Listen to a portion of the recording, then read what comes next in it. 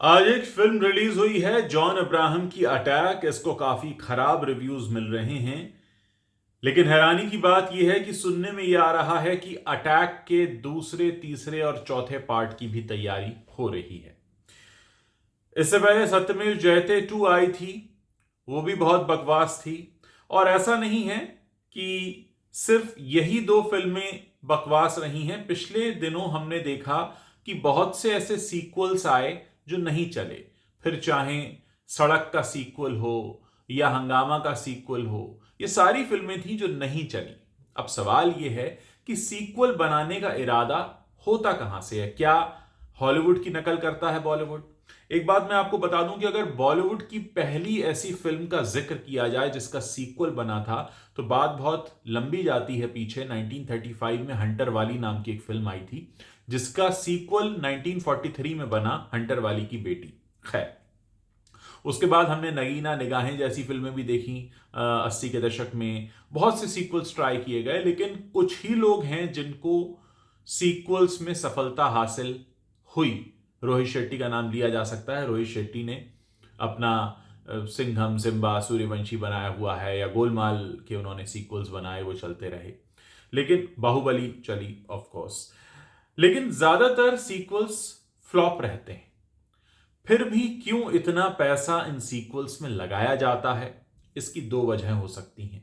पहला, कुछ लोग जिन्हें इस बात की उम्मीद ही नहीं होती कि उन्हें कोई दूसरी फिल्म ऑफर होगी, यानी जिनको ये पहले से पता है कि भैया इसी फिल्म में हमें कुछ कहानी नई निकालनी पड़ेगी, हमारे पास कोई नया प्रोड्यूसर नहीं आने वाला है। और ज्यादातर सीक्वल ऐसे होते हैं जो उसी प्रोड्यूसर द्वारा अपने ही लिए प्लान कर लिए जाते हैं, क्योंकि उनको पता है कि आगे उनके पास कोई सब्जेक्ट नहीं है, या वो कुछ नया इनोवेशन नहीं करना चाहते। या एक वजह यह भी होती है कि आपको कहीं से आ रहा पैसा ठिकाने लगाना होता है, आपको एक्सपेंस दिखाना होता है।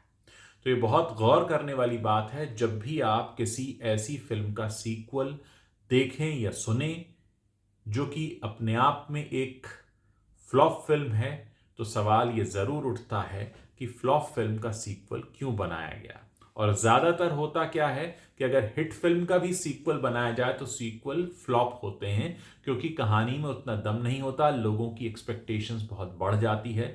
लेकिन जहां तक मेरा अपना अनुभव है, ज्यादातर सीक्वल्स इसीलिए प्लान किए जाते हैं, जैसे आम आदमी की भाषा में समझाऊं तो ईएमआई की अगली किस्त का इंतजाम करने के लिए। क्योंकि क्या करें, कुछ तो करना है, कुछ तो बनाना है, चलो इसी का दूसरा पार्ट बना देते हैं। और क्योंकि एक कैंप बनाकर काम होता है बॉलीवुड में, तो नए लोगों को चांस देना नहीं होता, उसी में से कुछ निकालना होता है। क्योंकि आप इस जिद पर भी अड़े होते हैं कि हम नए लोगों को लेकर नहीं आएंगे, नया इनोवेशन कुछ दिखाएंगे नहीं, उसी में से कुछ कर देते हैं, पुराने नाम को भुना लेते हैं। जैसे सड़क 2 में महेश भट्ट के नाम को भुनाने की कोशिश हुई, या फिर आशिकी 2 में हुई कोशिश। तो ये सारी जो कोशिशें होती रही हैं सीक्वल्स में पुरानी सक्सेस को भुनाने की, वो अक्सर एक बहुत बड़ा फेलियर साबित होती हैं। लेकिन इस सब के साथ हमेशा एक सवाल आता है कि क्या ये कुछ पैसों को ठिकाने लगाने के लिए बनाए जाते हैं, जहां पहले से पता होता है कि इसमें कुछ दम नहीं है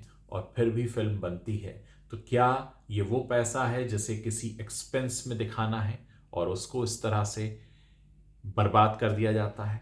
खैर, ये गणित कुछ ऐसा है जिसको समझने के लिए अभी कुछ और वक्त लगेगा। लेकिन इतना जरूर है कि कई फिल्में जानबूझकर इसलिए सीक्वल बनाए जाते हैं उनके, क्योंकि आपको कुछ नए लोगों को मौका नहीं देना होता है, और उस पुरानी सक्सेस को आप बहुत ही सस्ती तरह से भुनाने की कोशिश करते हैं, और इस वजह से आप औंधे मुंह भी गिर पड़ते हैं। कई सारी परतें हैं इस कहानी की, लेकिन इतना जरूर है कि आज क्योंकि अटैक आई है और अटैक के सीक्वल की बात हो रही है, तो ये बात ज़रूर परेशान करने वाली है, क्योंकि इस फिल्म को देखकर कोई खास रिस्पॉन्स नहीं है लोगों का। और उसके बावजूद बात हो रही है कि इसका सीक्वल आएगा और इसके पार्ट 2, पार्ट 3, पार्ट 4 की प्लानिंग हो रही है। विच मीन्स कि कहीं कुछ तो गड़बड़ है, कुछ और मकसद होता है इस तरह की फिल्मों को बनाने का। क्योंकि जब दर्शक भी देखकर कहें कि बोर हो गए और फिर ये भी कहा जाए कि सीक्वल आने वाला है, मतलब बात कुछ और है।